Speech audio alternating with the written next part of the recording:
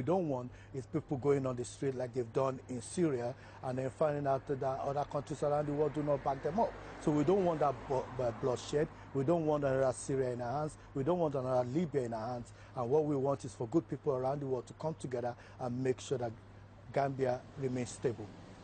Jammeh had previously stated he'd rule for 1 billion years if Allah willed it. But it's the will of the Gambian people right now that's making itself felt. The hope that there can be a peaceful transfer of power when Jammeh's term ends, and that the country, once known as the Smiling Coast, can start the long road back from dictatorship towards democracy. Sarah Firth reporting for Insight. Before the 1994 coup, which saw President Jammeh take power, Brima Chongan was a senior figure in the Gambian army. He was forced to seek exile in Britain when he and a few others decided to stand against the hardline leader. Insight Sarah Firth went to meet him.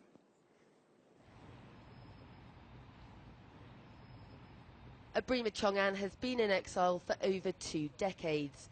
A former military leader, he was arrested and spent time in jail for opposing the coup back in 1994. Well, after Jammeh came to power, I was one of the few officers who resisted them. I kept them on the bridge for a long time, resisted them, opened fire on them, and obviously I was one of the first people to be kind of arrested and detained. And I've been there, throughout the transition period. So what people started to see, we had a very vibrant and free press, but he started clamping down on the press and then clamping down anybody they perceive as a threat. Can you tell us about the circumstances leading up to you leaving the country? Well, I was detained throughout the military rule period until they had an election and a new constitution. And by that time, I was one of the last detainees to be released. They had no choice because there was a lot of international pressure. And I have committed no offense. My only offense was defending the democratically elected government on the day of the coup. So I've committed no offense. Okay, they tried to investigate me, see whether I've stolen money or anything, tried to get some trumped-up charges, and I fought it. And they could have never convicted me, even though the judicial system, as flawed as it was. What do you remember about your own time in detention? Well, what I remember from my own detention was the shocking conditions of the prison. And worse than that, on the 6th of September 1994, the whole military junta came there, except Jammeh, from the Vice President, the Minister of Defense, Minister of Interior. They came to the prison and we went through a mock execution. I went through a mock execution and they came there, isolated us, and then, went through a mock execution where they fired some weapons and everything, and then isolated us in another wing of the prison called Security Wing Number 1. And the rest of the detainees, they told them that now we have executed 3, tomorrow is your turn. And you can imagine the trauma those people have gone through. At least for us, we have gone through the initial trauma, but the people who are there not knowing when these people are going to come. So that was a very scary and we're just lucky to be alive. We contacted the Gambian embassy about the allegations, but they didn't respond.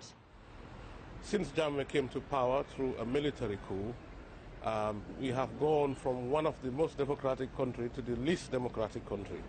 When all of Africa was under dictatorship, we had a retrogressive step, and other African countries were moving towards democracy. Jammeh's regime is well documented by the human rights organizations and us in the diaspora, where it's a regime of people are disappearing, no rule of law, people are detained indefinitely. He has sacked lots of the civil servants, ministers, judges. Basically, he is a king. What's it been like watching what's happened in the country from afar? At the beginning, it was very difficult. Over the years, we managed to convince people in the diaspora, and then it also started within the Gambia. And also, Jammeh himself hadn't helped himself, because the more he became repressive, even the people who were with him, supported him, they are the majority of the people who are against him. So this has been long coming. Well, back some years ago when you had the Arab Spring taking place, there was that sense of protest movement happening in Gambia, and I think a lot of people thought that perhaps then we'd see some changes, but it didn't happen then. It didn't end up happening, but what has happened is what we've done is unique. We are one of the first countries in Africa to democratically vote out a dictator because he became arrogant. He thought that people were afraid, and people went and voted massively for the opposition. Do you think what we're seeing, though, with his refusal now to accept defeat, do you think there is a chance that he'll stay in power? No, there's no chance. For a couple of reasons. The Gambian people, the fear factor. A dictator, your biggest commodity is the fear factor. The Gambians are not afraid now. You know, they are not afraid anymore. And the international community is on the side of the Gambian people. What are your hopes for the future of the country? Well, my hope for the future is to have a democratic Gambia, which is based on rule of law, freedom of expression, so that we can have inward investment into the country, use our diversity as a strength. But we have a lot of healing process to do. I hope, in my view, and that's up for the new administration coming, that we need to set up some form of truth and reconciliation commission, not even to punish people, but to know. Remember, a lot of people have disappeared, they are dead, nobody knows where their bodies are, and their families would want some form of closure. But I think it's doable, and we look forward. I mean, Gambians who are in the diaspora, who are in the Gambia, we all of us work together to have a better Gambia. This is Insight. Coming up, what next then for Gambia? We discuss if the tiny state's neighbours will intervene.